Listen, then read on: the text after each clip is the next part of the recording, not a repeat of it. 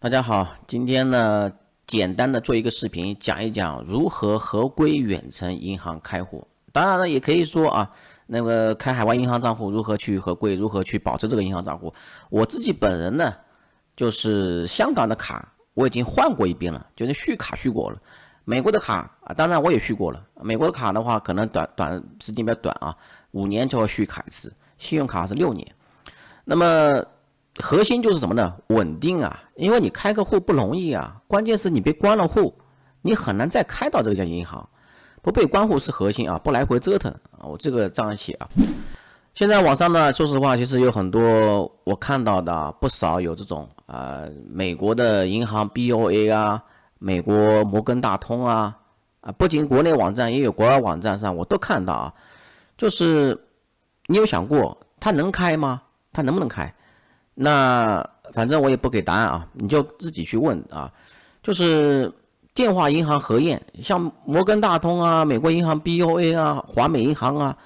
这些只要上市公司的银行都是有中文客服的。你不要认为好像美国的银行是没有中文客服，比如说外国人到中国来打中国电话，那个1086啊，都有这个按2字键是吧，进入这个英语客服。道理是一样的，因为他要服务不同语言的客户啊，所以说他有中文客服热线的。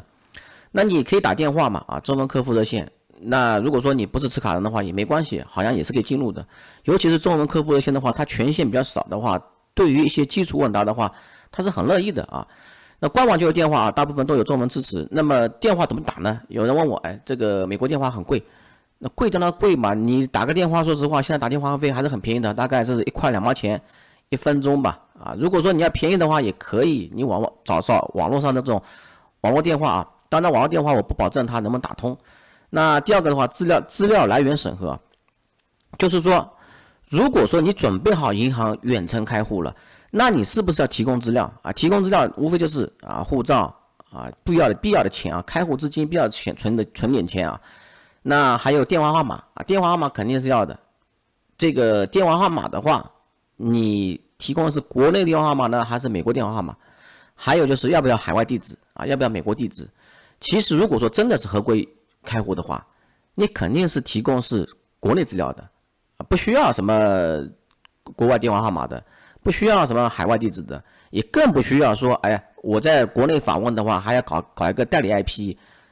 纯净的什么环境啊？不需要的，你真不需要，因为人家就认定你是远程开户，你不是这边居住的人。他可以让你开了，他当然知道你是没有美国的这种地址，也不居住在美国，也只有中国号码，对不对？是不是这道理？所以说，简单来说啊，就2个办法。第一个呢，打电话问客服；第二个的话，你就看看这个开户呢是不是全套，我只需要提供全套的中国资料就可以了。OK， 再说一个不合规开户的严重后果啊。账户强制关停，那肯定是会关停的。当然，这关停时间还不一定啊。有些时候真的是我知道的啊。有些时候有些人他是2、3年才被关户，为什么呢？就是当初不合规开户呢，他自己也不知道。然后呢，直到那个客户经理被查了啊，我知道 BOA 出过这样的事情，因为 BOA 的职员跟我说过这样的事情，被查出来之后再去审计，也许审计的过程中，可能他审计的最近1年呢，可能你都没被查到也不一定的啊。但是第二个的话是无主账户风险啊。什么叫无主账户呢？这边的话，账户关闭后资金可能被冻结啊，成为无主资产，是这样子的啊。就是说呢，第一点呢，就是如果说你像疫情期间的话，你长期不去美国，然后呢，有些人曾经在美国开过户，然后呢回中国了，他长期不登录这个 IP 啊，这个 APP， 然后呢也没有产生任何交易啊，就是没有任何的活动啊，没有任何活动行为，从而导致银行认为这个账户啊暂时不被人控制了啊，没有主人了啊，没有主人的话，那要找继承人啊，那继承人的话等待他来，那无主资产的话，他不是说把你给没收了，网上这种有些大标题说没收了或怎么样子的。那谁没收？他是把这个钱放在美国州政府保管啊，记住啊，州政府啊，往往州政府呢，比如说啊，加州的州政府叫什么地方？一个叫什么萨克拉门托啊之类的。那如果说内华达州州政府的话，应该是在卡森啊，它都不是在一个非常主要大的城市。比如说内华达州的话，我们都知道什么拉斯维加斯啊，那加州的话，旧金山和洛杉矶啊，都不是啊。所以说呢，你过去的话还比较麻烦一点啊，那自然是没办法。所以说呢，这个美国人啊，很多人都不知道他们这个州的州政府所在地都不知道。第三点啊，信用记录受损啊，这个比如说如果说你被关户了啊，开不了的。曾经有人是在网上很多年前嘛，这个华美 Velo 这个银行账户刚刚出来的时候呢，是可以直接开的，裸开啊，零开，就是只要填表啊，护照信息上传啊，就可以零开，不用存钱了。但是后面呢，好像被关户了啊！被关户之后呢，如果说你现在想付费开一个华美银行账户，也是开不了的。所以说呢，我也看到这个小红书上有人说，这个他是学生嘛，美国留学的人，也有一些原因被美国银行给关户了。美国银行的回复大概是好像7年之后才能开啊，甚至说不给答案都有啊，这个不一定的。那比如说你在恒生银行被关户了，那你在汇丰银行是开不了的。恒生跟汇丰是一家的，那反过来也是一样的，汇丰关户，恒生也开不了的。再说一点啊，虚假信息的澄清啊，就是我现在发现有很多网上这种关于国外银行关户啊这种，第一个呢，有很多人发表，但是呢，他不说具体他自己做什么事情啊。第二点的话，就是有一些这种专门做自媒体的人呢，他是可能自己都没有这种账户，他就夸大啊，也可能他希望这些开过海外银行账户的人呢，踩坑了啊，他还能觉得自己幸灾乐祸啊这样子。那么其实我就是拿我自己的比方，我自己都续卡续过了，你说这么多年了都没有被关户过。第二点的话，关户啊多因违规操作啊，银行不会没事找事乱关户，这个绝对是不会没事找事的啊。当然我也被限制过啊，我曾经做过视频，我说我被限制过。被限制呢，不是说我自己有什么问题啊，是他认为我是不是被盗刷了，他保护我啊，这样限制就是不能付出钱了，不付出钱了。当然也有关联原因啊，也有一些人是被关联原因，比如说有一些人吧，在美国，然后呢工作了一段时间，然后想回国了，或者说留学了，然后呢他回国之前呢，把银行卡的钱呢都刷走了。刷走之后，银行会认为这个地址的人啊，居住的人，他可能都会把信用卡给限制住啊，这种情况也会有的。还有就是理性认识啊，不要避免恐慌，不要听信夸大其词的东西啊，一定要分析逻辑和原因啊。这个讲不出逻辑原因的，他只告诉你这个什么什么情况，他遇到什么什么情况，没有分析的，你接受这种没有任何营养。我这边呢特别找了一个抖音啊，是别人发给我的。那发给我呢，他说哎呀这个多什么可怕啊，账户被清零了，然后呢我的信用卡余额在哪里，我的什么被清零了。我可以说啊，上面说的是事实，下面呢说的也是事实，但是他唯一漏掉一个事实，他就没有说这个清零呢不是说把账户给冻结了，或者说把钱给没收走了啊，不是说把你这个钱归嘴了。你看这边嘛，这边单词嘛，这个什么意思啊？说白了就是什么？就是这 IT 服务出现问题了啊，这超限了，或者说能力不足了啊，超出这个冗余了，这个是 IT 问题啊，不是说你这个账户真的有问题啊。所以说呢，这种东西大家要看清楚。好，关户主要原因啊，分2点，我认为是2点啊，我总结是2点，就是第一个呢，开户前违规，第二个是开户后违规。开户前违规呢，就是这些东西啊，本身就不能远程开户的，你去开户，那肯定是迟早会爆雷的啊，迟早。当然，如果说你运气好的话，1/1000这个一直没问题的，也有情况。但是我觉得这种东西，你头上悬了一把剑，你觉得呢？第二个是开户后违规啊，开户后违规，确确实实也有很多啊。第一个啊，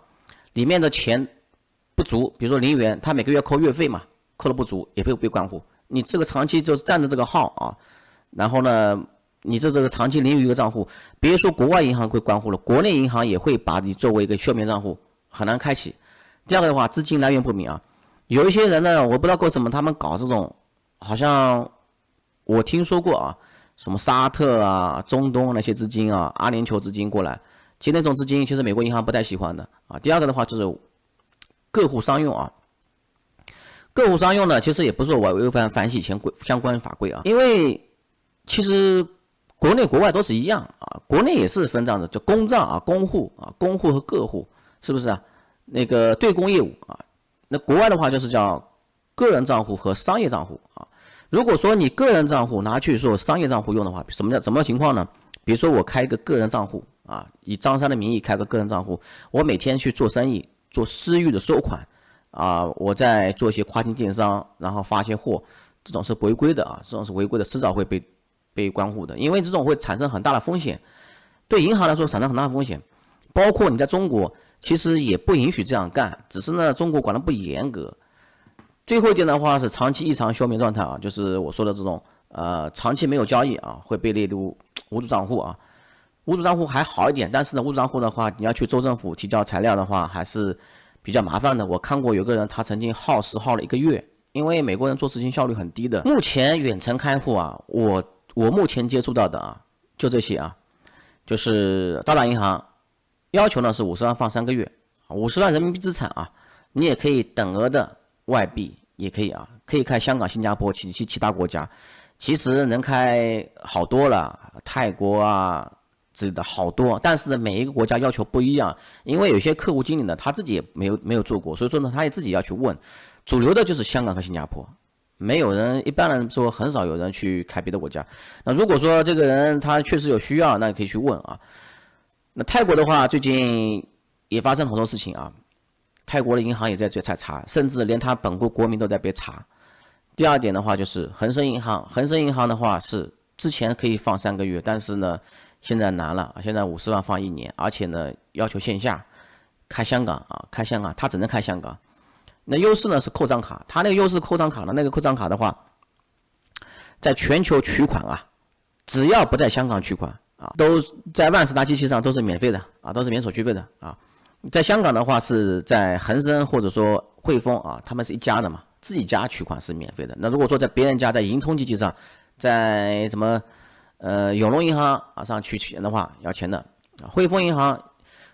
行比恒生银行的话就是一个老爸一个儿子的关系啊，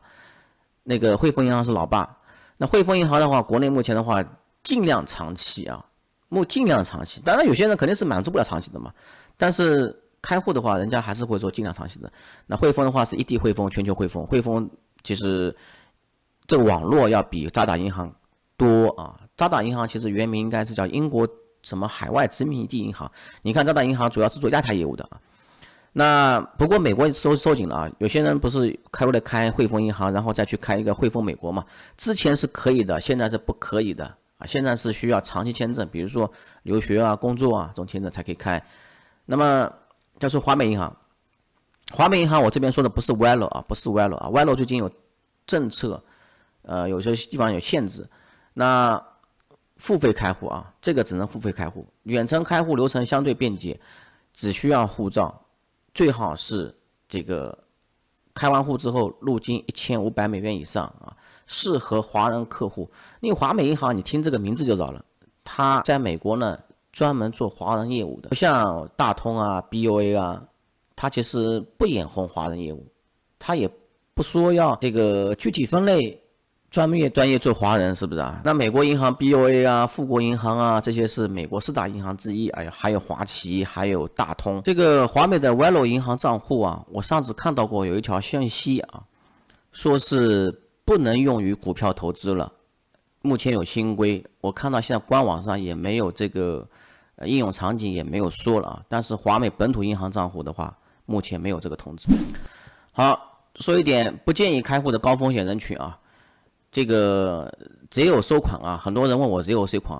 啊，私域收款最多。其实私域这东西啊，其实本身就有很多高风险。那说实话，你开个企业账户，最后还是会有投诉的，主要是你私域卖产品有问题。而且这个 Zero 啊，接收投诉之后呢，它响应非常快的，它很敏感的，很有可能如果说你被投诉一个，哪怕你投诉你胜诉了，都有可能会不让你收款。最主要原因呢，这个 Zero 呢。它目前来说是免费的，它不收任何钱，然后你还给它造成这么麻烦，所以说呢，它会停止使用。虽然说现在这个网上还有人说啊，如果说你去问别人的话啊，这个你告诉他我私域收款的，他说哎能开，他这边能开，但是我告诉你的是，你开完之后没过多久，还是会被关户的，所以说我都不建议开户。那第二个的话就是异常交易频繁者啊，就是很多人呢，有些人啊，就是开户之后频繁交易嘛，啊，我就不多说了啊，其实也跟这种交易差不多啊，进出账啊，你快进快出肯定不行的，包括香港银行也是一样的，都是一套体系的。最后一点是虚拟货币啊，这个说实话真的高风险啊，你不是当地交易所的话，基本上很有可能被关。那个美国有个叫海妖的是吧？海妖的好像在美国也是持牌的，但是呢，真正用过的人你会发现啊，海妖充值是可以的，就是你美国银行充钱进去可以的，但是如果说你提现的话，是海妖是没有办法提现的，它只能电汇。我这边再次确认一下啊，如果说你这个购买的话，应该是比较方便的，可以 ACH 购买，但是如果说提现的话，它是没有 ACH 的，它只有这个 SWIFT 啊，只有 SWIFT， 所以说呢，自己看着办吧。另外再说一点啊，香港的银行呢，香港的银行说实话其实也是很敏感的，即使说香港有几家这个持牌的加密货币交易所，但是香港的银行也是不太喜欢的。你看这个标题吧，香港金管局向香港银行施压，要求接受加密货币交易所。明白了吧？就是有些银行真的他不喜欢，即使说你这个交易所持牌，他也不喜欢。看这新闻吧啊，哪些银行啊？汇丰、渣打、中银，你看三大啊印钞行啊，他都不太喜欢。而且再说一点啊，就是不要以为就是有香港银行账户，然后呢，你可以持牌交易所这个接受加密货币啊。其实很多时候，他对香港人是一套规则，对香港以外的人是另外一套规则，规则是不一样的。你可以看到有些券商里面这个比特币的 ETF 啊，你都可能没有交易权限，但香港人有交易权限。好，最后说一个最近的新闻啊，就是 Capital One 啊 ，C1 银行大规模风控事件警示。因为很多人通过这个美国个人税号啊，然后去开 Capital One 的信用卡啊，然后支票账户，最近发生了很多这种被限制的问题，或者说限制的被又重新开了。然后呢，现在开始如果说你新开的话，好像是开不了的啊，好像是要提供更多的资料。那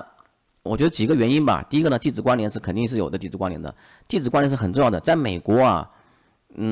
无论说填写美国签证还是银行开户啊，都需要地址填写很详细的。第二点的话是路径相似规律啊。什么叫路径相似规律呢？因为有人把这个，我如果说，比如说我做个教程啊，我是如何开通这个 Capital One 的，怎么买电话卡，怎么租地址啊，怎么去打电话，这种就叫路径相似规律啊。就怎么个流程，你同样的流程完成了这个作业的人啊，就有规律之后呢，如果说万一有一个人啊，或者说万一有一批人干了坏事，那很有可能他会从中来做审计的话，复盘，然后把这些路径相似规律开户的人咔嚓。第三点的话，据说啊是有黑产介入，据说是这样，但是我认为的话，早就有了。其实我很早以前就在一个美卡群里面，早就有人这种人他是想去搞人头，然后去开这种卡，然后刷了不还，是有这种人的，真的太多了。但是呢，有一些时候呢，银行也是后知后觉，因为有些人呢，很坏的人呢，他是这样子的啊，就是可能他还养卡养一阵子啊，等提额之后再刷走。是这样子，这种太黑了啊！好吧，今天跟大家讲这里啊。那么这4家银行的话，如果说需要开户的话，可以联系我一下。